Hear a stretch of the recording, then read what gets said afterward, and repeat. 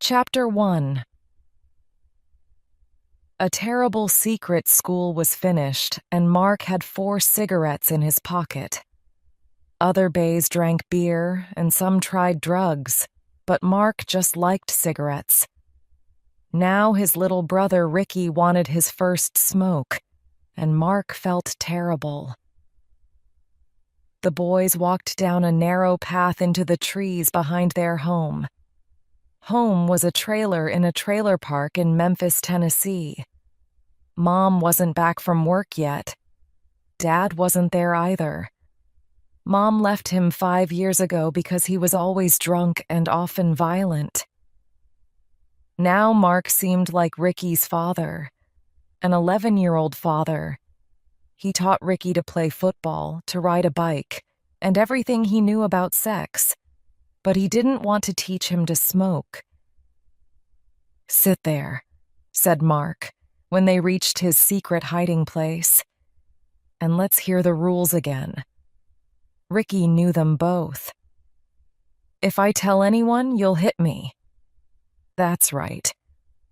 "And I can smoke only 1 a day." "That's right.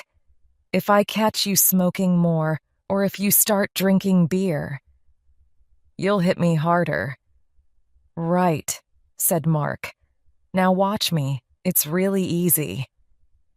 Ricky was soon busy blowing smoke like a man. Mark sat next to him and lit another cigarette. "I was 9 when I started," he said. "You're only 8. You're too young." Ricky didn't answer. He was listening to something.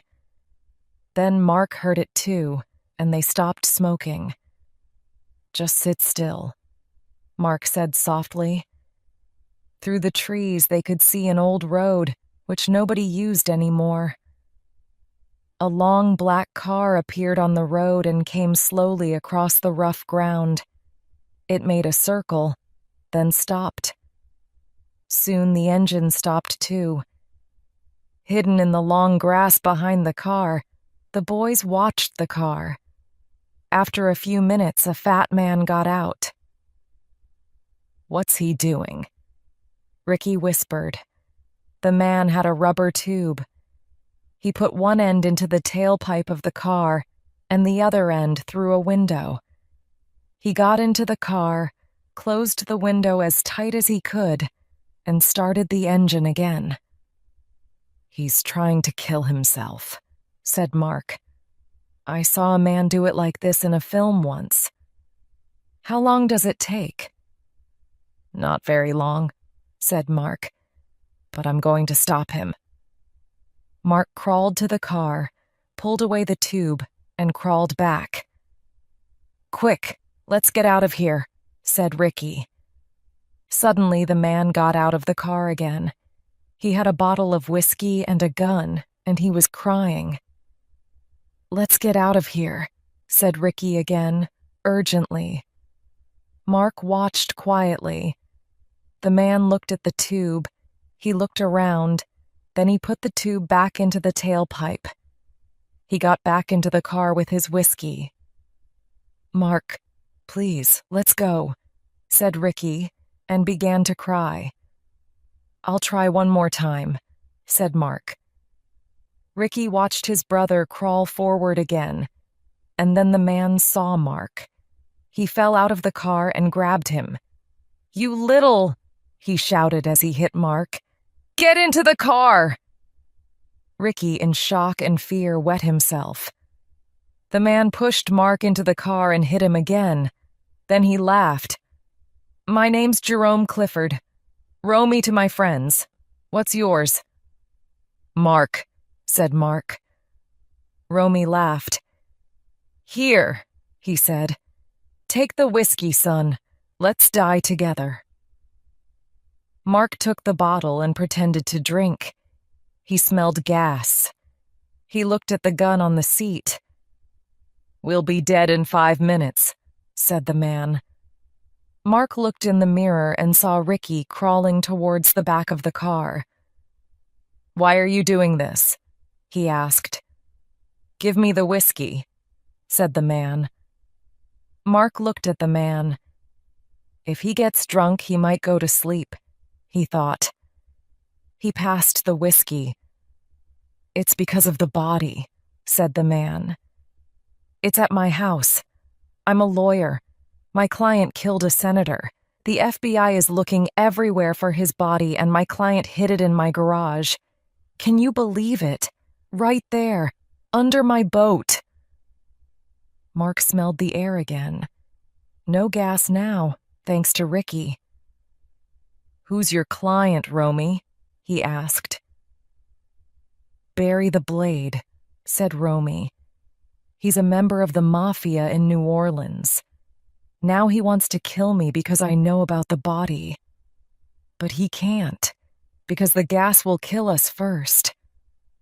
He laughed and drank more whiskey. Soon he was drunk and asleep. Mark gently opened the car door and ran to where Ricky was hiding. I pulled the tube out, said Ricky in a high voice. Mark lit a cigarette and watched the car. Suddenly, the door fell open and the lawyer came out with the gun in his hand. He saw the tube and started screaming. His wild red eyes looked round for Mark, but Mark was well hidden in the long grass. Then he stood still, put the gun in his mouth, closed his eyes, and fired. Ricky made a low noise, like an animal in pain, and ran. Mark looked at the dead man and thought, here's trouble. He followed Ricky home. When he got there, he called 911 for the police. He knew that every 911 call was recorded. There's a body on the old road behind Tucker Trailer Park on Highway 17, he said. We need your name, son. Mark said nothing and put the phone down. Chapter 2. In Trouble with the Cops. Ricky was sick. He seemed to be crying, but there were no tears. His skin was cold and wet. His thumb was in his mouth. His eyes were open and his body was shaking. Mark was worried. He remembered a television program about some kids who saw a horrible accident. After that, their thumbs were in their mouths like babies for a year. Mark, said his mother, how did you cut your face? Mark didn't want to lie to his mother, but he didn't want to tell her about the man with the gun either. It's a long story, Mom, he said. Diane sighed and bit her nails. They were sitting in a small room in St. Peter's Hospital. She lit a cigarette and watched her younger son. When she got home from work and saw Ricky, she had called the family doctor. He had called an ambulance immediately. Now they were waiting for a hospital doctor to look at Ricky. It was past supper time and Mark was restless. He opened the door. I'll go and get us a hamburger, Mom, he said. Mark stepped outside the room and a hand grabbed him. He looked up into the face of a cop. Mark Sway, asked the cop. Mark nodded. We found the body, said the cop. What body? Said Mark. Come on, Mark. We know you live in Tucker Trailer Park. You made the call, didn't you? Mark wanted to lie, but he said, Yes, sir. Well, Mark, let's go and get those hamburgers, said the cop, and he took Mark down to the hospital cafe. How did you find the body, Mark? My brother and I were playing in the trees. Did you take any drugs? No, sir. But you were smoking, said the cop. We found your dead cigarettes. Stay away from drugs, son. Yes, sir. Did you see the man before he shot himself? No, sir. So you just found him dead.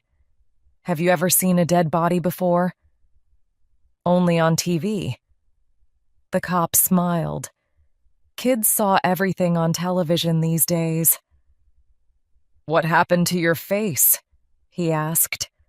"I got in a fight at school. The other kid started it. The other kid always does. What's his name?" "You don't know him," said Mark.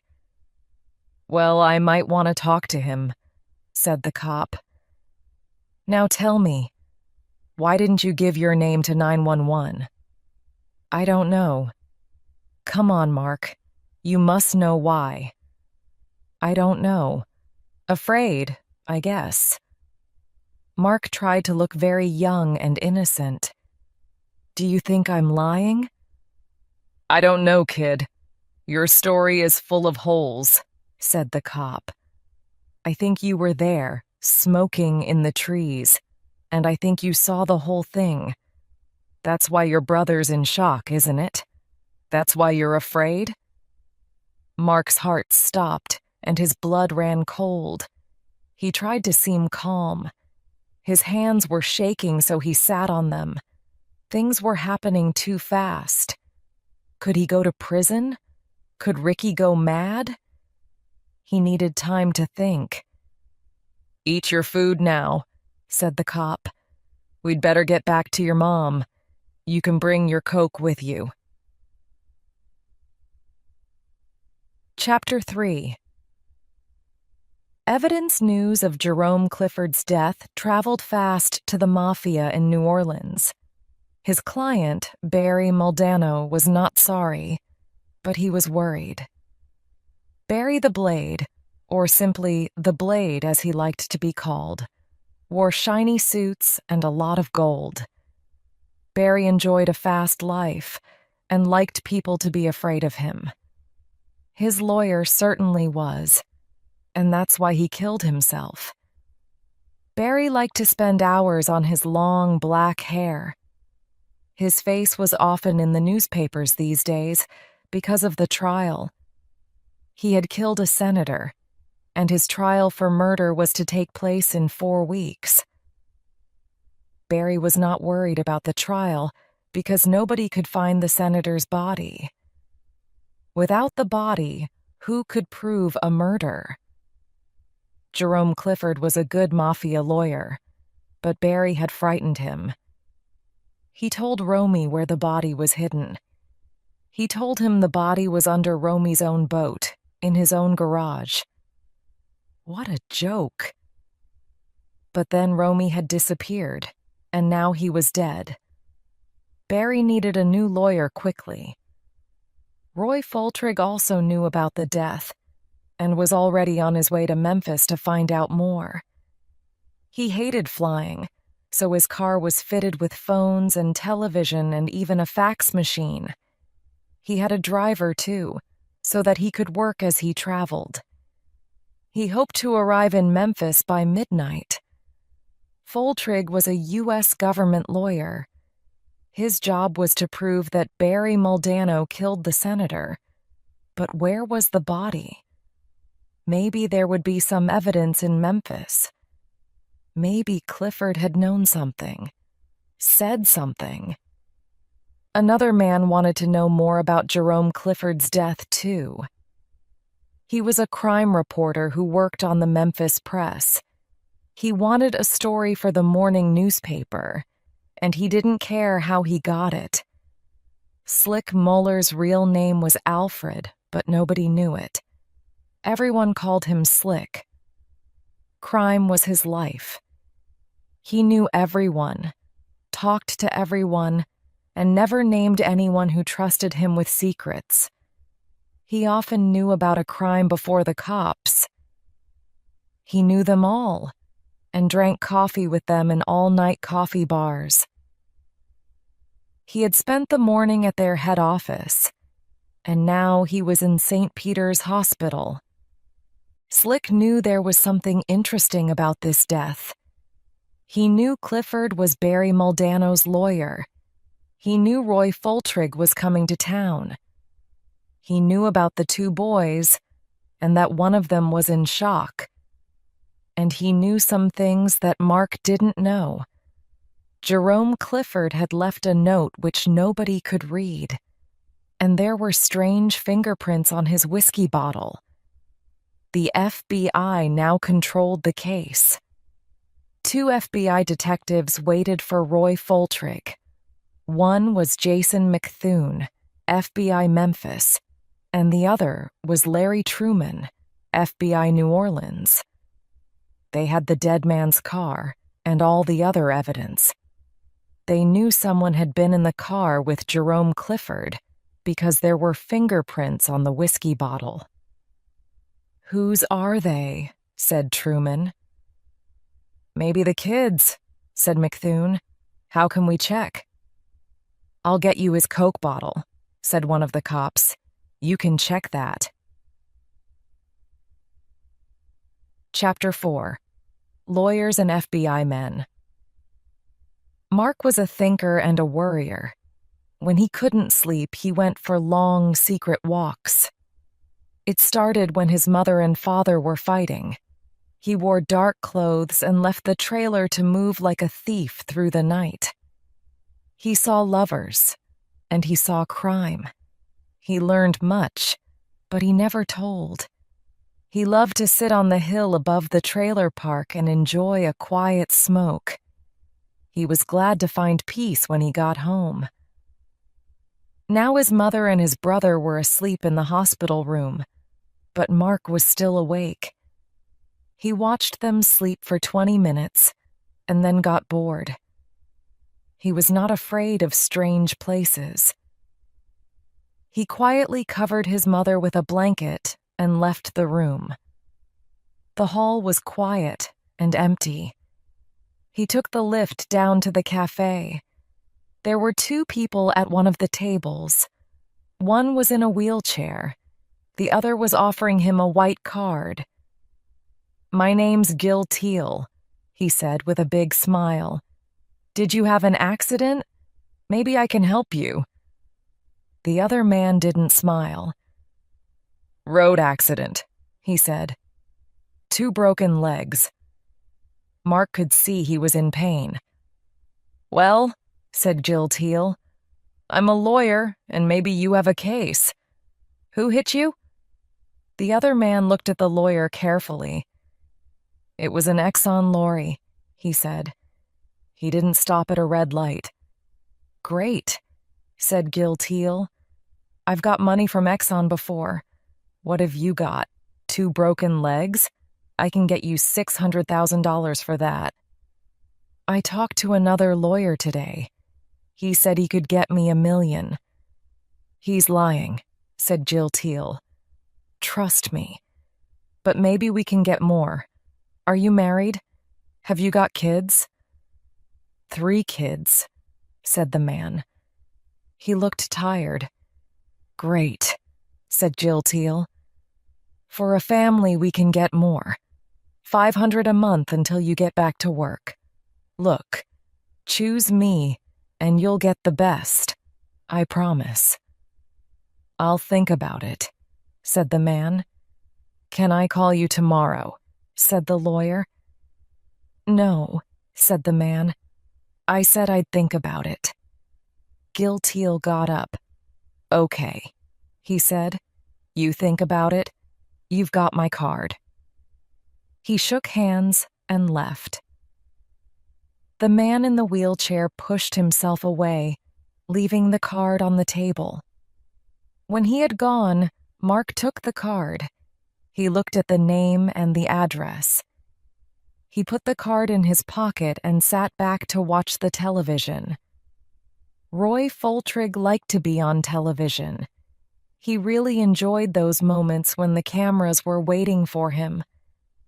Just at the right moment, he would arrive, walking quickly, holding his hand up like a very important man who would love to answer questions, but just didn't have the time. He spent many pleasant moments watching videos of himself arriving at important places. Tonight, however, there were no cameras and no reporters when he arrived at the FBI offices in Memphis. It was after midnight. Jason McThune and Larry Truman introduced themselves. There was only one chair, and Foltrig took it. McThune explained the facts quickly. He told Foltrig about finding the car, what was in it, the gun, the time of death, and about Mark Sway. Mark and his younger brother found the body and told the police. They live about half a mile away in a trailer park. The younger kid is in hospital now. He's in shock. His mother, Diane, is with him, and Mark is there too. He's lying. "What's he lying about?" asked Foltrig. "He says he arrived after Clifford shot himself, but we don't believe him," said McThune. "First, his fingerprints are all over the car, inside and out. They're on Jerome's whiskey bottle, and they're on the tailpipe, too." "How did you check his prints?" asked Foltrig. "Off a bottle of Coke he drank tonight," said McThune. "Next, we found 3 cigarettes near the car. We think the boys were having a quiet smoke when Clifford arrived. They hid and watched him. Maybe they pulled his tube from the tailpipe. We're not sure, and the kids aren't telling. The little boy can't talk just now, but we're sure Mark is lying." "What about Clifford?" asked Foltrig. "We checked his blood," continued McThune. "He was drunk and full of drugs, too. We can't know what he was thinking. We know he left New Orleans in the morning, and we think he bought the gun here in Memphis." "Why Memphis?" "He was born here," said McThune. "Maybe he wanted to die where he was born. He left a note," he added, picking up a piece of paper. "It tells his secretary what to do after his death. We couldn't find the pen that wrote it." Foltrig took it from him and read it. "What's this at the bottom?" he asked. "The ink is different. It says, 'Mark, Mark, where are?' But I can't read the rest." "Right," said McThune. "We can't read that bit either. We found the second pen in the car, so maybe Clifford used it there, but he was too drunk to write clearly." Foltrig listened with his mouth open. "So what does it mean?" he asked. "There's no Mark in Clifford's family," said McThune. "We checked, so we think the note is for Mark Sway. But how did he know Mark's name unless he talked to him? Why would the kid lie?" "Because he's afraid," said McThune. "We think he was in the car. We think he and Clifford talked about something. At some point, the kid left the car. Clifford tried to add something to the note and then shot himself." Foltrig's mouth was open again. "Maybe the kid's afraid because Clifford told him something he doesn't need to know," finished McThune. Foltrig shut his mouth, put the note on the desk, and cleared his throat. "Have you talked to the kid?" he asked. "Not yet," said McThune. "We'll do that first thing in the morning. We'd like to talk to his little brother too, but we'll have to ask his doctor." "I'd like to be there," said Foltrig, thinking about the body. "We must know everything Mark Sway knows." Chapter 5. In the hospital. Mark was asleep in front of the television when a nurse found him next morning. She gave him some orange juice and took him to Ricky's room. "Dr. Greenway is here," she said, "and he wants to see you." Diane looked tired. She stood at the foot of Ricky's bed and her hands were shaking. Mark stood next to her, and she put her arm on his shoulder. They watched as the doctor touched Ricky's head and spoke to him. Ricky's eyes were closed. "He doesn't hear you, doctor," Diane said finally. She didn't like the way Greenway was using baby talk. Greenway continued touching and talking. Diane had tears in her eyes. Mark smelled fresh soap and noticed her hair was wet. She had changed her clothes too, but there was no makeup. Greenway stood straight. "A very bad case," he said, staring at Ricky's closed eyes. "What's next?" said Diane. "We wait," said the doctor. "He'll wake up, and when he does, it's very important that you are in this room. He must see his mother when he opens his eyes. Do you understand?" "I'm not leaving," said Diane. Greenway looked at Mark. "You can come and go a bit, but it's best if you stay here as much as possible, too." Mark nodded his head, but he knew he would get bored. "Have you seen cases like this before?" asked Diane. Greenway looked at Ricky and decided to tell the truth. He shook his head. "Not quite this bad," he said, "but I'm not worried. Ricky will be all right. It'll just take some time." He took a card and a newspaper from his bag. "Here's my phone number," he said. "If Ricky wakes up, tell the nurses and they'll call me immediately. Okay?" Diane took the card and nodded. Greenway opened the newspaper. "Have you seen this?" he asked. "No," she answered. "Well, you'd better read it. It's about Mr. Clifford." Mark looked at the paper and saw a big photo of Romy. Underneath the photo he read, "Mafia lawyer shoots himself." The word mafia jumped at Mark, and suddenly he felt sick. Greenway leaned forward and spoke softly to Diane. "It seems that Mr. Clifford was a well-known lawyer in New Orleans. He was working on a murder case. The police and the FBI are downstairs. They want to talk to Mark." "Why?" asked Diane. "It's a big case. The murdered man was a senator. You'll understand more when you read this story. Then you can talk to them." "No," said Mark suddenly. Diane and Greenway looked at him. "I don't want to talk to them," said Mark. I might get like Ricky if I have to talk about," he added. "Keep them away for now," said Diane. "All right," said the doctor. "I'll keep them away until 12. Now don't worry. Just stay by this bed until I come back." Greenway left. Diane ran to the bathroom with the newspaper and lit a cigarette. Mark turned on the television by Ricky's bed and found the news program. Nothing but weather and sports. Diane came back into the room. "Clifford's client killed a United States senator," she said slowly. "I wonder why he did that," said Mark, because he could think of nothing different to say. "It says Jerome Clifford worked for the New Orleans Mafia, and they think his client is a member."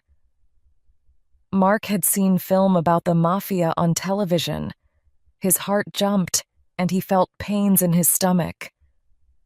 "I'm hungry, Mom. Are you hungry?" "Why didn't you tell me the truth, Mark?"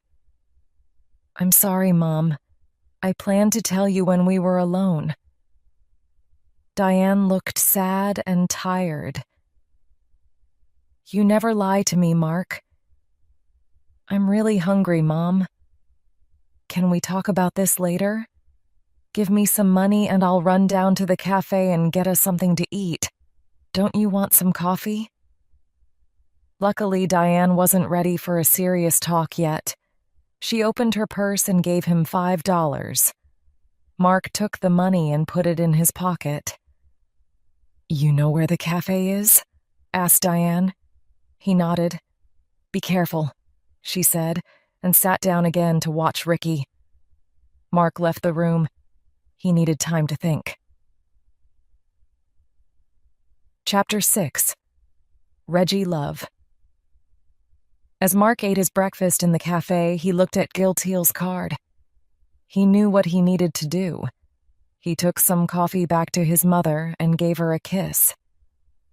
"I'm going to look around the hospital for a bit," he told her, and left the room again. He asked the nurses for a phone book and looked at the city map. Gil Teal's office was not far away. Then he went downstairs again and left the hospital by a back door. Mark walked quickly. It was Tuesday, and he was the only kid on the street. He didn't want anyone to ask why he wasn't at school. Gil Teal's building was old and very tall. He entered the lift with a crowd of others and went to the 3rd floor. When he got out, he was in a long hall with a lot of doors. He tried to walk calmly, looking at the names on the doors. They were all lawyers, but he wanted Gil Teal. At the end of the hall, he found the right door. The words Gil Teal, the people's lawyer, were painted on it. 3 people waited by the door. Mark entered the office. It was crowded with sad, sick people, just like the hospital. Mr. Teal certainly had a lot of clients. "What do you want?" said someone rudely. Mark answered softly, "I'd like to see Mr. Teal." "Does he know you?" "No, ma'am." "Did you have an accident?" "No, ma'am." "Well, you're in the wrong place. Why do you need a lawyer?" "It's private," said Mark. "Look, kid, you see all these people? They're all waiting to see Mr. Teal. He's a very busy man, and he only takes accident cases." "Okay," said Mark. He was glad to leave the crowded office. He took the stairs and walked around the 2nd floor. More lawyers. He passed a few of them in the hall. They were too busy to notice him. Suddenly he saw a policeman coming towards him. The next door had Reggie Love, lawyer, painted on it in small letters. Mark quickly opened the door and stepped inside. There was a glass table, some magazines, soft music, and 3 chairs, and nobody waiting. A young man with a tie but no jacket sat behind a desk. "May I help you?" he said quite pleasantly. "I'd like to see a lawyer." "Aren't you a bit young?" "Yes, but I'm having some problems. Are you Mr. Love?" "No, I'm Clint. I'm Reggie's secretary." "Then I need to see Reggie," said Mark. "What's your name?" asked the secretary. "Mark Sway." "Are you in trouble, Mark?" "Yes."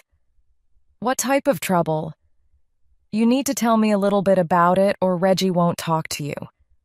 "Well," said Mark, "I have to talk to the FBI at 12, and I think I need a lawyer." This was good enough. Clint went away for a moment, then came back. He took Mark to the lawyer's office. "This is Mark Sway," he said. "Hello, Mark," said the lawyer. "I'm Reggie Love." Mark looked at the lawyer in surprise. Reggie Love was a woman. Chapter 7. Lawyer and client Reggie Love was 52 years old and had been a lawyer for only 5 years. The first thing that Mark noticed about her was her hair. It was gray and very short, shorter than his.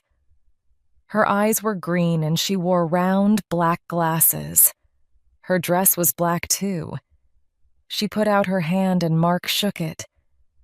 "Would you like something to drink?" she asked him. "No, ma'am." She crossed her legs. "Mark Sway, right? Please don't call me ma'am. I'm old enough to be your grandmother, but you can call me Reggie, okay?" "Okay." "How old are you, Mark? Tell me a little about yourself." "I'm 11. I go to school at Willow Road. Why aren't you in school this morning, Mark? It's a long story. Clint said you have to meet the FBI at 12 today. Is this true? Yes, said Mark. They want to ask me some questions at the hospital. The hospital? She took out a piece of paper and a pen. It's part of the long story. Can I ask you something, Reggie? It was strange calling this lady by a man's name. Sure, she said with a smile. If I tell you something, will you ever repeat it? Of course not. Never? Only if you tell me I can repeat it. Talking with a lawyer is like talking to your doctor. What we say is secret and held in trust. Do you understand? What if I tell you something that no one but me knows? I can't repeat it. Something the police really want to know? I can't repeat it, she said again. Any more questions? Yes. Where did you get the name Reggie? My name used to be Regina. I was married to a doctor. Then all sorts of bad things happened and my husband left me. I changed my name to Reggie and became a lawyer. My father left my mother. I'm sorry. Don't be sorry. My brother and I were really happy about it. He drank a lot and hit us. He hit Mom, too. Me and Ricky always hated him. Ricky's your brother? Yes, he's the one in hospital. What's the matter with him? It's part of the long story. Would you like to tell me this story? Mark was silent. He wasn't ready to talk yet. Are you afraid, Mark? A bit. One person is dead. One is in the hospital. The police and the FBI want to talk to me. Look, Mark, she said. First you have to pay me something and then I'm your lawyer. I guess you don't have much money, do you? Mark pulled $1 from his pocket and handed it to her. This is all I've got. She put the $1 on the desk and said, Okay, now I'm the lawyer and you're the client. Let's hear the story. Mark took a long breath and looked at the floor. He told her about Ricky and the cigarettes and the car and the man. Reggie asked questions and wrote everything down.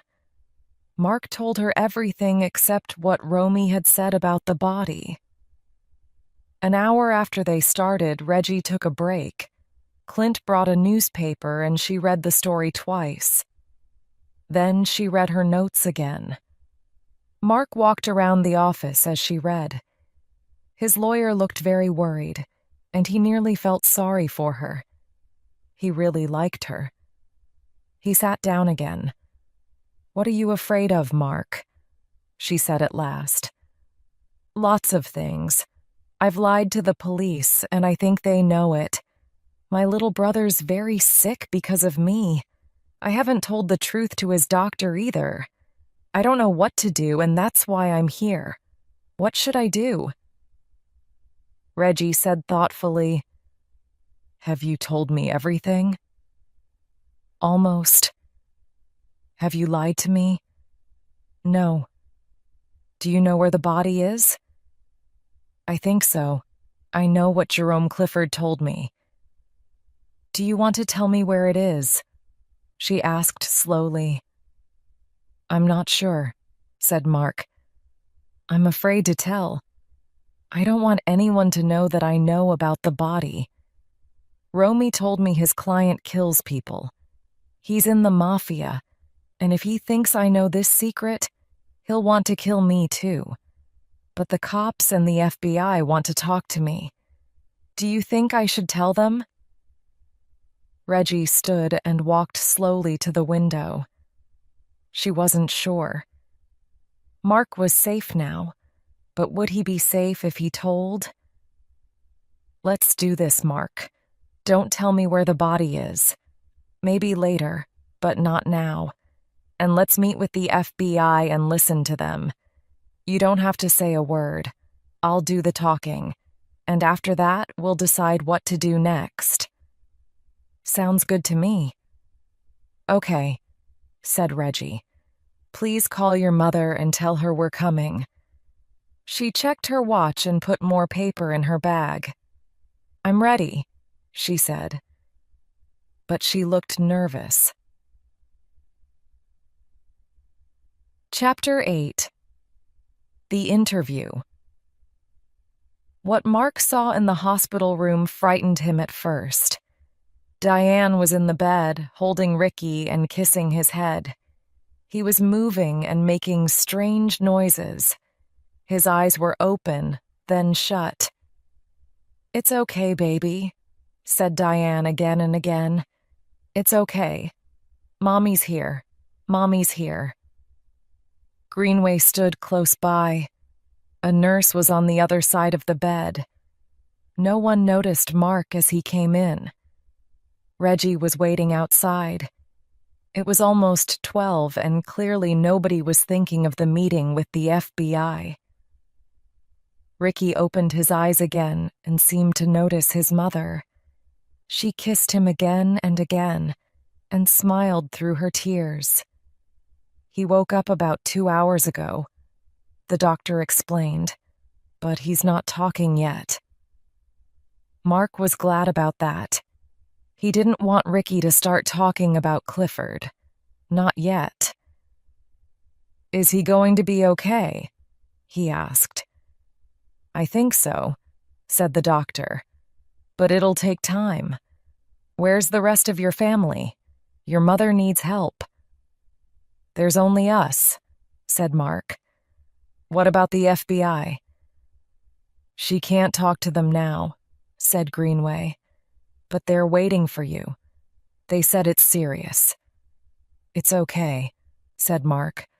I'm ready for them. I've got us a lawyer. A lawyer? Said Greenway, surprised. How's that?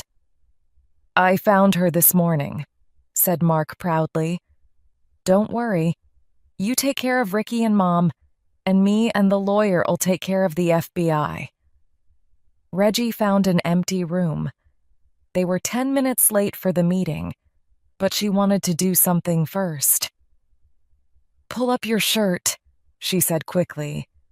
She opened her bag and took out a small black recorder. She checked the recorder and tied it to Mark's waist. Mark pulled down his shirt. Perfect, said Reggie. Let's go down. The meeting was on the second floor, in room 28. Reggie checked the recorder again and turned it on. Now go, she said. I'll wait out here. Just remember what I told you. Mark took a deep breath and knocked on the door. Come in, someone said. He stepped inside and closed the door. 3 men faced him. They were not smiling. You must be Mark, said one. Where's your mother?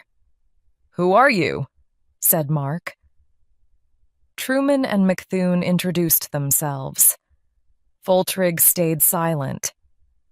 Have a seat, Mark, said Truman. Well, Mark, we really wanted to see your mother, too. She's with my brother, said Mark.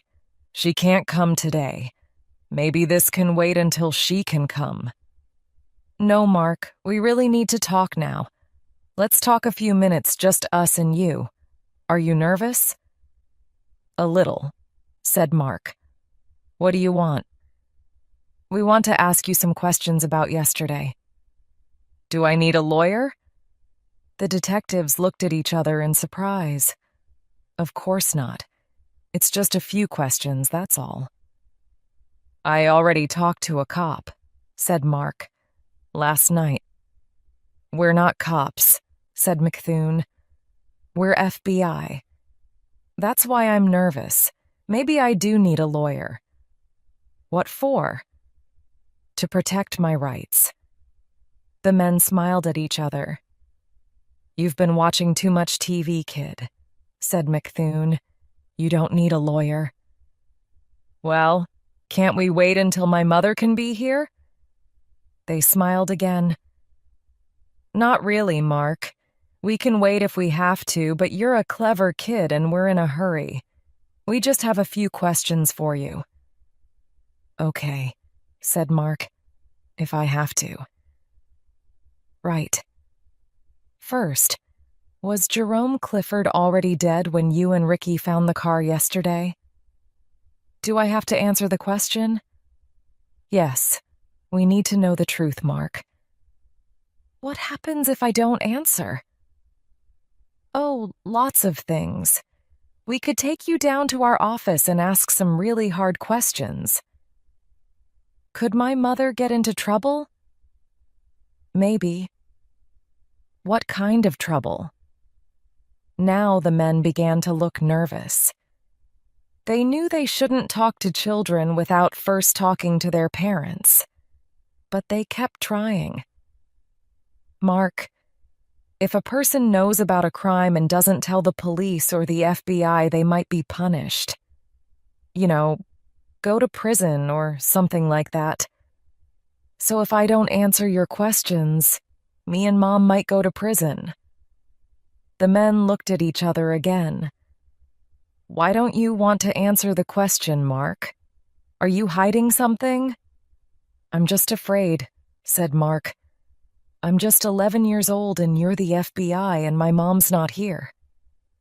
Truman sat forward and looked serious. "Mark, was Jerome Clifford already dead when you and Ricky found him?" "I need to go to the bathroom," said Mark, and got up. "Okay, Mark. Take 5 minutes. We'll wait." Mark left the room and closed the door behind him. The men waited patiently. They knew Mark would talk. But when the door opened again, it wasn't Mark. They stood up in surprise. "Keep your seats," said the lady who walked in. "Who are you?" one asked rudely. "We're in a meeting." "I'm Reggie Love," she said. "I'm Mark Sway's lawyer." The men looked shocked and sat down again. "Now," said Reggie, "did you try to talk to my client when his mother wasn't with him?" "No," said Truman. "He tells me you did." "He came here alone," said McThune quickly. "We were just having a friendly talk while we waited for her." "Did you tell Mark he should talk to a lawyer?" "We maybe joked about that," said McThune. "Mark didn't ask you if he needed a lawyer?" They shook their heads. "Did you advise him of his rights?" "Of course not. He's not a criminal. He's just a kid." Reggie slowly opened her bag and took out the black recorder. "It's all here, boys," she said. "Do you want to hear it? You tried to question him without his mother present. You told him he didn't need a lawyer. You didn't tell him his rights, and you said he might go to prison." The room was silent. "Well, boys, from now on I want the truth from you," she said. "Now tell me what you want to know from my client." They told her. "I see," said Reggie. "You boys really need the body, don't you? And you think Mark can help. Well, I'll talk to him some more, and I'll meet you in my office around 3. "Thank you, Miss Love," said McThune politely. "It's Reggie," said Reggie. "Just call me Reggie." Chapter 9.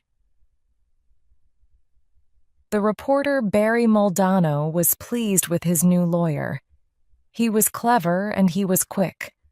When the lawyer showed him a copy of the Memphis newspaper, Barry went to see his Uncle Johnny. Johnny was head of the mafia in New Orleans, and it was time for Barry to explain a few things. First, he explained about the senator's body. Uncle Johnny was not amused. Then he explained about telling Jerome Clifford. "So what?" said Johnny. Clifford's dead now. Then Barry explained about the two boys who found him. What if Romy told them about the body? Said Barry. Uncle Johnny became angry.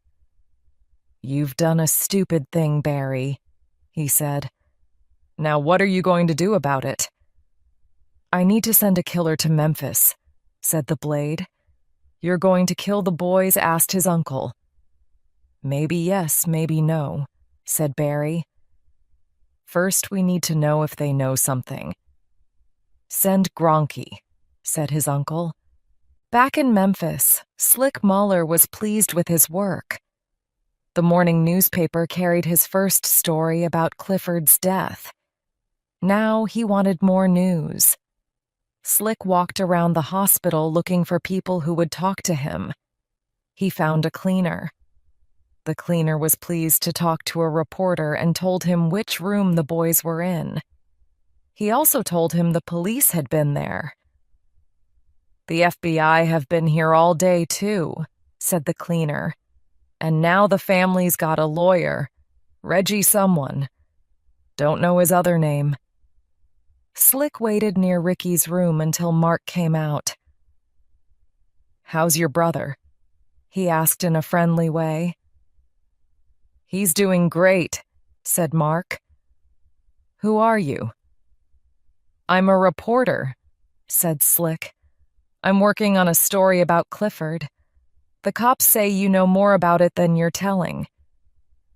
When's the story coming out? Asked Mark. Maybe tomorrow, said Slick. Mark felt sick. I'm not answering any questions. That's fine, said Slick, and walked away. Mark sat down in a quiet corner and began to cry. Ricky was quiet again. His thumb was back in his mouth, and his eyes were closed. Diane turned as Mark came into the room. Who's this lawyer, Mark? She asked. Why do we need her? I'm frightened, Mom. There are cops all over the place, and the FBI, and now there are reporters wanting to talk to me. We need a lawyer. Lawyers don't work for nothing, Mark. Don't worry, Mom. I paid her $1. She's working for $1? She must be a great lawyer. What has she done so far? She met the FBI today, and she's meeting them again now. She's coming to talk to you tonight. Mom, I need to tell you some things about me and Ricky. And Mark told Diane what he and Ricky had seen. That's why Ricky's in shock, said Mark. Will you explain to Dr. Greenway? It might help him to help Ricky. Okay, said Diane. You've done nothing wrong, trying to help that man. But why did you lie to the doctor? Tell him I only just remembered, said Mark. Tell him I was in shock too, a bit like Ricky. But now I remember.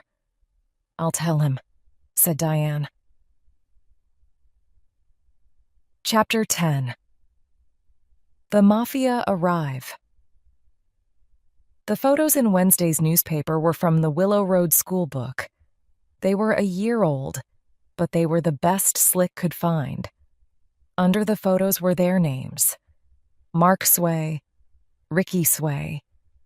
The story told more about Clifford's death and said Ricky was in shock at St. Peter's Hospital. The story also said a lot about Mark, how he called 911 but didn't give his name, about his fingerprints in the car, and about the FBI wanting to talk to him. "You're famous," said a nurse, giving Mark the newspaper. "What is it?" said Mark, suddenly seeing his own face. He read the story slowly. This is bad, he thought. Now the Mafia knows where to find me. Mark was on his way to the cafe for breakfast. He gave the paper back and walked to the lift. The door opened and he stepped in. It was empty. It was still early. At floor number 8, the lift stopped and a man stepped in. He wore a white coat and jeans. Mark didn't look at him. He was tired of meeting new people. The door closed and suddenly the man grabbed Mark. He had a knife. He pushed his horrible face near Mark's. "Listen to me, Mark Sway," he said. "I don't know what Jerome Clifford told you, but if you repeat a single word of it, even to your lawyer, I'll kill you. And I'll kill your mother and your little brother." Gronke was doing his job well. Mark was white with fear. "I know where you live," continued the man, "and I know where you go to school. You can't escape me, understand?" Mark's eyes were suddenly wet. He nodded. "Yes, yes, yes." The lift was stopping again. "And if you tell anyone about me, I'll get you," said the man, and he disappeared.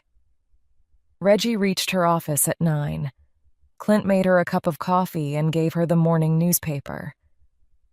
"Coffee's excellent," she said, as she opened the paper and saw Mark's picture.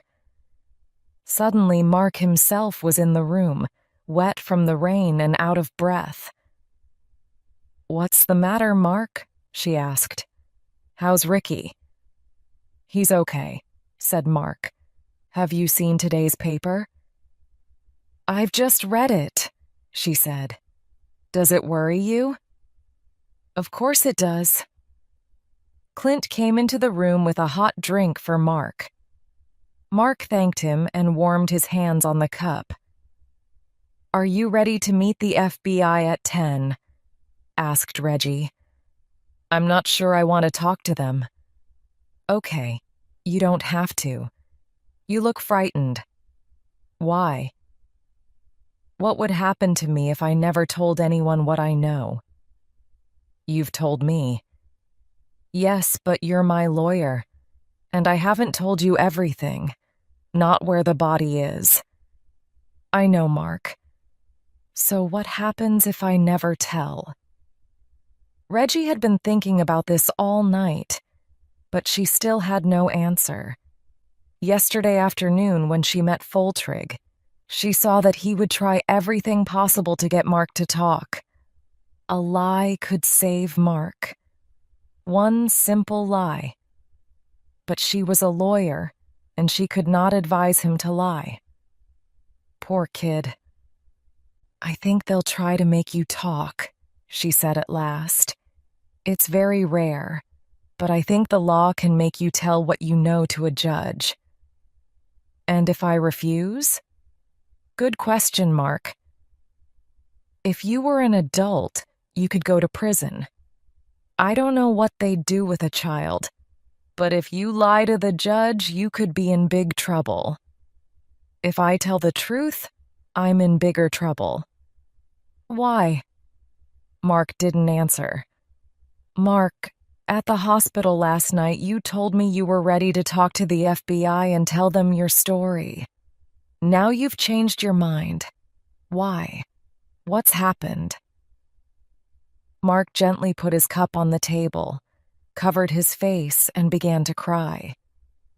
Until 10 o'clock, Roy Foltrig was in an excellent mood. All yesterday afternoon, his men had been finding information about Reggie Love. They knew she used to be married to a rich doctor. They knew the doctor had left her. And they knew that she had started drinking heavily and taking drugs, so the doctor was able to take her children from her. Now she had no husband, no children, and no money, and a new name. Roy Foltrig thought he could use this information against Reggie. Foltrig's job was to prove that Barry Moldano had killed the senator.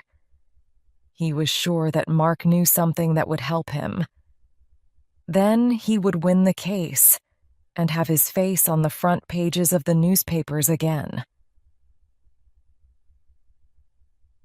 At 10 o'clock, Foltrig returned to Reggie's office, ready for the promised meeting with Mark. Clint opened the door to him. "I'm sorry, Mr. Foltrigg," he said. "Reggie and Mark have nothing to discuss today." Foltrigg shouted angrily, then left, banging the door. He went straight to the FBI office and shouted some more. "I want the kid followed," he said angrily. "We know Gronky's in town. He mustn't get to the kid. Watch the lawyer, too, and I want you to prepare papers to take to a judge. We're going to make Mark Sway talk." Chapter 11, Mama Love. When Reggie and Mark returned to the hospital, there were reporters everywhere. Ms. Love, they called. "Just a few questions, please." She took Mark's hand and walked faster. "Is it true your client is refusing to speak to the FBI? Did your client talk to Jerome Clifford before he died? Is it true your client knows where the senator's body is?" Reggie said quickly to Mark, "Don't look at them and don't say a word." In room 943, Ricky was sitting on the end of the bed. Dr. Greenway told Mark to sit next to him and hold his hand. "Ricky," he said, "I would like to talk about the other day when you and Mark were hiding in the trees." "It's okay, Ricky," said Mark. "He knows we were smoking. Mom's not angry with us." "I'm really cold," said Ricky.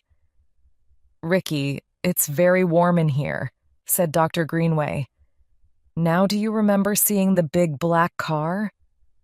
"Yes," said Ricky quietly. "What did the big black car do, Ricky?" Ricky shut his eyes tightly, put his head on Mark's knee, and his thumb went into his mouth. He didn't speak another word for 24 hours. Reggie asked Diane if Mark could spend the night at her house. Diane agreed. So when Ricky was asleep again, they left the hospital in Reggie's sports car. It was old, but Reggie liked to drive fast, and that was fine with Mark. Mark watched the mirror closely to see if anyone was following them. "You think Mom and Ricky are safe?" he asked. "Yes. Don't worry about them. The hospital promised to keep guards at the door. Now I wonder what Mama Love is giving us for dinner." Mama Love was Reggie's mother. She often had young guests to dinner. Most of Reggie's work was with children. Some had family problems, some had drug problems, and some had already started a life of crime. Reggie often decided that they needed good food at Mama Love's. "Mama Love's cooking is the best," she told Mark. And it was. Mama Love was half Italian, and she cooked food the old way. Everything was fresh and smelled perfect. They spent an hour at the table, talking and eating. Dinner in the trailer never took more than 10 minutes. After dinner, Mama Love showed Mark some photographs. "Reggie's children," she said. "I never see them now. One's on drugs and the other has big money problems. Their father took them and spoiled them. Reggie felt angry at first, but she's got a new life now and tries not to think about it." Mark's bed was comfortable, and he fell asleep quickly. But around 2 o'clock, he woke up and found himself worrying about Mom and Ricky. Why was he here? His place was with them, at the hospital. He got up and stood at the window, thinking about the past 2 days. It had all started on Monday, after school. Now he had missed 2 days of school. When would it all end? As Mark looked into the dark night, he suddenly noticed a small red light. A cigarette. Someone was out there, in the street, smoking a cigarette. Though he couldn't be seen, Mark held his breath. Someone was watching the house. Gronky put out his cigarette and went to his car. The kid was not going to move tonight, and he had something to do. He drove to Tucker Trailer Park. Chapter 12. Things get worse. 7:30 a.m. was too early for Reggie, but she had to get Mark back to Diane. Clint called before they left. "Bad news, Reggie," he said. "Mark's picture is on the front page again. Slick Meller has written another story." When they got to the hospital, they could see the reporters waiting outside the front door. "Follow me," said Mark, and led Reggie through a side door to the kitchens and up the back stairs. "I know this hospital well now, don't I?" he said proudly. His smile dropped when he saw his mother. She was sitting in the hall with a cop next to her. She was crying hard. Mark ran to her. She grabbed him and held him tight. "Mark," she said, "our trailer burned down last night." "That's right," said the cop. "Just a few hours ago." Diane was still crying. "Everything's gone, Mark." "What started the fire?" Reggie asked. "Don't know yet," said the cop. "How's Ricky?" Mom asked Mark. "He's okay," said Diane. "He had a good night." "Look, Mom," said Mark. "Can we go inside and talk?" Diane nodded and took him into the room. When the door closed, the tiny homeless Sway family was all alone. Foltrig had a plan. "Maybe we can get a judge to take Mark into custody. Get the law to keep him safe for us." The others looked interested. "Here are the advantages," said Foltrig. "First, it will protect Mark from the mafia. At the same time, it will frighten Mark and make him ready to talk. We'll tell the judge we need Mark safe so he can talk in court." "If you want to do that," said McThune, "you need to see Judge Harry Roosevelt. He's the chief judge for the children's courts here in Memphis. But don't tell him you want to frighten Mark. The best way to get him to agree to custody is to show him that Mark is in danger. And if you want to get Mark into court, you will have to say he knows something that will help the Moldano case." "He knows something, all right," said Foltrig. "I'm sure of it." When Judge Harry Roosevelt became a judge 22 years ago, he was the first black judge of the Children's Court in Tennessee. He was clever, he was kind, and he was wise. When he heard about the danger to Mark Sway, he thought carefully. He didn't like to do it, but he agreed to hear Mark in court and to take him into custody until then. He signed an order. "Take him into the children's prison," he said. "Give him a private room. Do not frighten him. I'll speak to his lawyer later today." Mark and Diane were in their room talking about the fire and all the things they had lost. They whispered because they didn't want Ricky to know about the fire yet. Ricky was awake. His eyes were open, but he was staring at the ceiling without saying a word or moving at all. There was something Mark didn't say to Diane. Something that worried him. Maybe the fire wasn't an accident. Could it be another message from the man with the knife? Trailers didn't usually burn down at 4 o'clock in the morning. There was a knock at the door. Mark opened it. 2 men entered the room. "Memphis police here. Detective Nassar and Detective Clickman, looking for Diane Sway." And they handed Diane some papers. "These are from the Children's Court, Miss Sway," said Nassar. "We're here to take Mark Sway into custody now, ma'am. The judge wants to see him in court this afternoon." "What?" Diane shouted at Nassar, dropping the papers. "Judge's orders," said Nassar, picking up the papers. "You can't take my son," shouted Diane. But they could, and they did, pulling him into the hall. Diane ran after them, grabbed Mark, and screamed. Nassar held Diane and Clickman tried to pull Mark away. Diane kicked Clickman, and there was more screaming and fighting. In the middle of all this, Ricky appeared at the door. He stared at Mark, who was held by Clickman. He stared at his mother, who was held by Nassar. Everyone stared at Ricky. His face was white and his mouth was open. "It's okay, Mom, I'll go," said Mark. "Look after Ricky, and call Reggie. Tell her to come to the prison." A lady in a uniform with Doreen on the pocket met them at the prison. She gave Nassar a paper to sign and asked Mark to empty his pockets. Everything went into a metal box. Then she took him to a small room. It wasn't too bad, but Mark felt very lonely. "Can I use a phone?" he asked. "To call my mom?" Doreen brought him a phone and a phone book.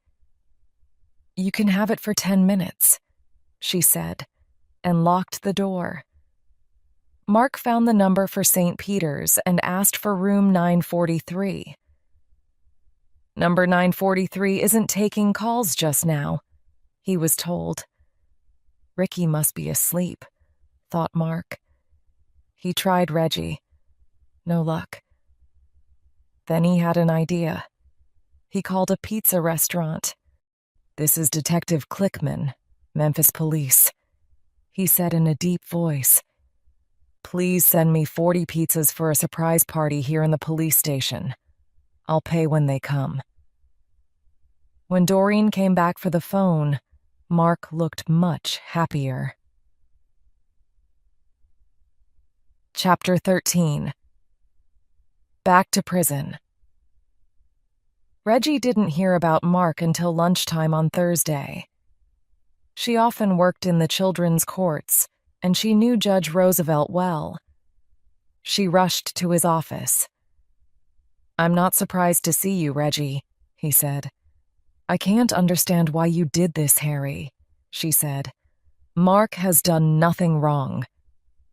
"I've agreed to see him in court this afternoon," said the judge, "and I'm keeping him safe until then.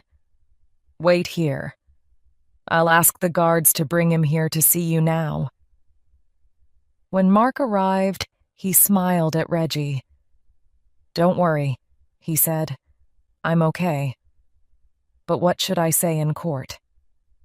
Reggie explained carefully. "No one can make you talk," she said. "But the judge can keep you in custody if you don't." "But I've done nothing wrong." "No," said Reggie. "But if the judge asks you questions and you don't answer, then that would be wrong. The law is very clear on this. If you know something that will help a murder case, you can't keep quiet, even if you think you're in danger." "It's a stupid law," said Mark. "Maybe," said Reggie, "but we can't change it today." "I could tell them I don't know anything," said Mark. Reggie wanted to say yes, but she kept silent. At last she said firmly, "You can't he in court, Mark." Slick Moeller was waiting outside the courtroom.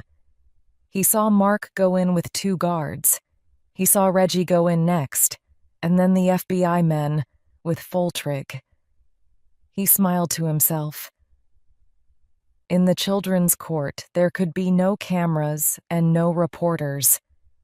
He knew Foltrig wouldn't like that. The courtroom door was locked, and Slick waited patiently. When it was unlocked again, He walked quickly into the men's toilets and waited there. Soon, one of the guards joined him. "What happened?" asked Slick. "Be quick." "The kid wouldn't talk," said the guard, "so he's going back to prison." "What does he know?" The judge asked him if he knew where the senator's body is, but he wouldn't answer. "What next?" asked Slick. "The judge wants to see him again tomorrow. He's given him one night to change his mind." Slick passed the guard $100. "You didn't hear it from me," said the guard. "Trust me," said Slick. Foltrig was shouting again. "That no-good judge," he said again and again. "That no-good judge. He's too soft. I'm going back to New Orleans. This murder case is a New Orleans job. I can get Mark called to the courts in New Orleans. Then we can really make him talk." But the FBI had other ideas.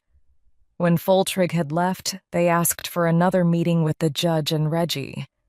They wanted to explain how the government could protect Mark and his family if he gave evidence against the mafia.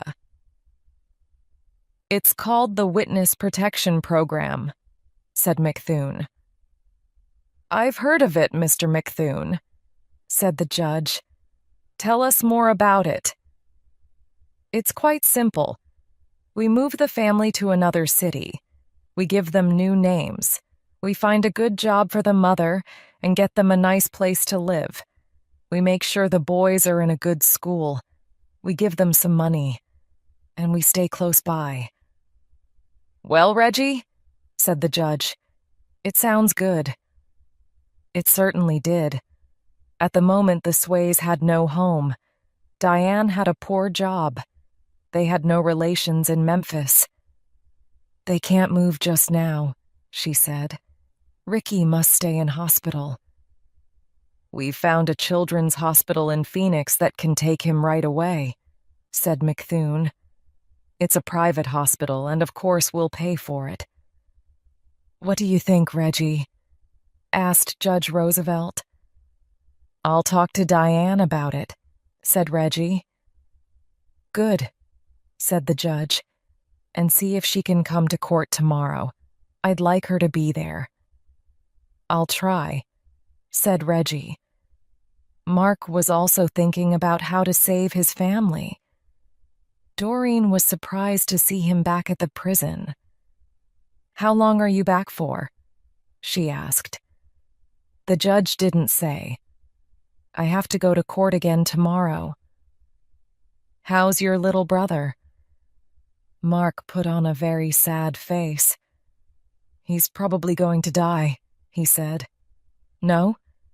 "Yes," said Mark in a small voice. "He doesn't talk. He makes terrible noises. And he doesn't eat. I'm sorry. It's bad. I don't feel so good myself." "Poor kid. Anything I can get you?" "No, I just need to lie down." "Poor kid," she said again. "I'll keep an eye on you." Chapter 14.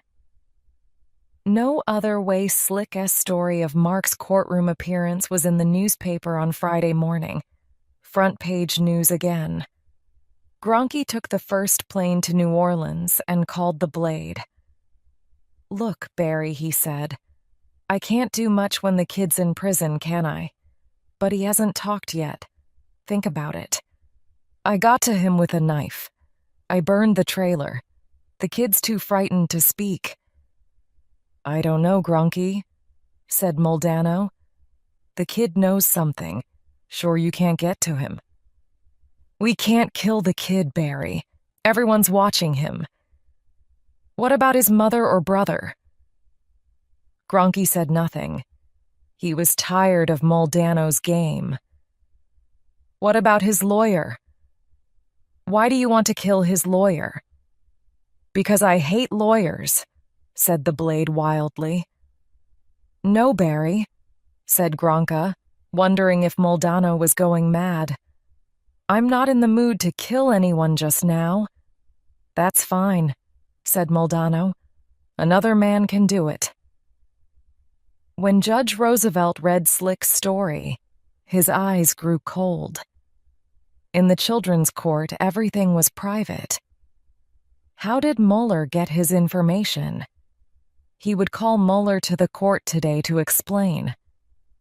It was going to be another busy day, but at the end of it, his sons would take him fishing for the weekend. He smiled at this pleasant thought. The courtroom story made Foltrig angry again. But the papers to call Mark to the court in New Orleans were nearly ready. He took a call from the local FBI. "Mr. Foltrig, we thought you'd like to know that Gronky's back in town. He arrived this morning, and we have a recording of a phone conversation with Moldano." "Let me hear it," said Foltrig. "Good," he said when he'd heard it. "Send it to Memphis. I want Judge Roosevelt to hear it today. It will make him keep Mark Sway in custody for the weekend. Tonight we'll send papers to call Mark to New Orleans. The courts are closed until Monday, and by that time we'll have the kid here where we want him." Slick's story made Reggie sad. With newspaper reports like this, the mafia knew everything that was going on. She sat with Mark now, trying to explain about the witness protection program. "What does Mom think?" asked Mark. "She's not sure," said Reggie. "I'm not sure either," said Mark. "I saw this once in a film. Someone told the truth about the mafia and the FBI helped him to disappear. He got a new face, even a new wife. He went to Brazil." "What happened?" "It took the mafia a year to find him. They killed his wife, too. It was just a film, Mark. There's no other way. It's the safest thing to do. Of course I have to tell them what I know before they'll do all these wonderful things for us. That's part of the agreement, Mark. The mafia never forgets, Reggie. You've watched too many films, Mark. It's easy for you, Reggie. You'll be fine. But we'll live in fear for the rest of our lives." "There's no other way, Mark." "Yes, there is. I could lie." Chapter 15. Escape. Mark didn't lie, but he wasn't ready yet to tell the truth. When the court met again on Friday afternoon, no one was really surprised when he again refused to answer the judge's questions. "I'm not going to answer that," he said, time after time. But everyone was shocked by the recording that was played. Reggie's eyes opened wide when she heard Moldano speak of killing her.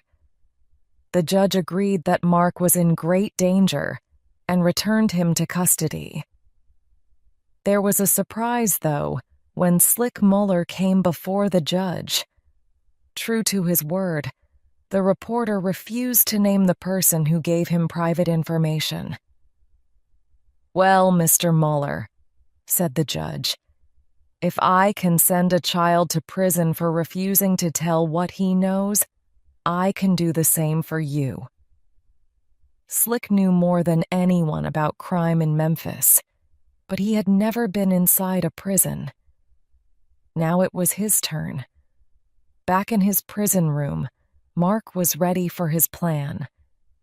For half an hour he ran around his room until his heart was going very fast and his face was red and hot. When he heard Doreen's key, he lay on the floor, closed his eyes, and put his thumb in his mouth. "Mark!" shouted Doreen when she saw him. "Mark! Oh, you poor kid!" She ran from the room to get help and was back in a few seconds with another guard. "Mark was worried about this," said Doreen. "He's in shock like his little brother. Look, his skin is all wet, and his heart is going so fast." "Stay here, I'll call an ambulance," said the other guard. "We need to get him to hospital." Everything was confused after that. Nobody wanted a boy to die in prison. When the ambulance came, the guards signed papers to send Mark to hospital, and he was taken at once to St. Peter's. More papers. There were nurses everywhere, and everyone was in a hurry. A nurse moved Mark to a bed. "Sign this," said the ambulance men, "and be quick. We have another case waiting." The nurse signed, the men left, and the nurse went to answer a phone. Mark opened his eyes and saw he was alone. He jumped off the bed and ran into a hall. Nobody noticed him. He disappeared into an empty office and found a phone. "Reggie," he said quickly when she answered the phone. "I'm in St. Peter's. I can't talk now. Please come and get me. Don't tell anyone. I'll be in the car park." Mark knew how to hide in the hospital. He moved quickly and quietly and found his way to the car park. When Reggie's car arrived, he climbed in and hid on the floor. "Drive, Reggie," he said. "Drive anywhere. Let's go. I'll explain later." When the nurse came back, Mark was not there. "Someone's moved him," she thought, and hurried off to another job. When Fultrig's men arrived with papers to take Mark to New Orleans, they checked the prison and then checked the hospital. Only then did people realize that he was gone. "He's what?" cried Diane. "Go find him," said McThune. But by then, Mark and Reggie were on the road. "Where are we going?" asked Reggie. "Listen, Reggie," said Mark. "I've been thinking, what if Romy told me a lie? What if the body isn't where he said? Then I'd be safe. We need to check. We need to go to New Orleans." Chapter 16. New Orleans. On Saturday, the news was out. Everyone was looking for Mark. When Barry Moldano heard, he was wild with fear. He went straight to tell his uncle. "The kid's disappeared," he said. "What's he going to do now? I need to move the body. Help me. Give me 2 men." "You're stupid, stupid, stupid," said Uncle Johnny. "I'll give you 2 men, but don't get caught." "I'll do it tonight," said Barry, "when it's dark." Reggie and Mark reached New Orleans on Saturday afternoon. They drove all night, stopping only to sleep a few hours in the car. Reggie knew it was wrong. She knew the cops and the FBI would be looking for them. They talked through the night about Memphis and Mark's life there, about his school and his friends. Then Mark said sadly, "If the body's there, I can't go back to Memphis, can I?" So they talked about the witness protection plan. Reggie still had no idea where they were going. "We have to find Clifford's house," said Mark. "The body's there? Are you crazy?" "It's there," said Mark, "under his boat in the garage." They found the house late on Saturday afternoon. The streets were quiet, so they parked the car and walked round to the back of the house. All was silent. "There's the garage," said Mark quietly. "This is crazy," said Reggie. "We'll wait until dark." Reggie looked at her watch. Midnight. They were hiding in the tall grass behind the house. She was tired and had pains in her legs. It was time to move. Slowly, they crawled through the grass towards the garage. Reggie was shaking. She was afraid of snakes. Suddenly, Mark stopped. "There's a light in there," he whispered. "There's someone there. Stay here, Reggie." He crawled silently to a window. There was the boat, and it was moving. He saw the shapes of 3 men. "Okay, Moldano," said one of the men. "Where do we dig?" Mark's heart was in his mouth. He crawled back to Reggie. "It's Moldano," he whispered. "They're digging up the body. What do we do now?" "Oh no," said Reggie. "I told you this was crazy. Let me think." And suddenly she knew what to do. She crawled in the other direction, towards the house next door. With her shoe, she broke a window. Suddenly, the night was no longer silent. Bells rang everywhere. Lights went on in the house next door. Voices were shouting. A man appeared with a gun. He shot wildly into the dark. "Look!" called Mark. "They're leaving!" Moldano and his men ran out of the garage and disappeared. Reggie crawled back. It was another hour before the confusion ended. Police came to the house next door. More shouting, more lights. Mark and Reggie stayed hidden behind Clifford's garage.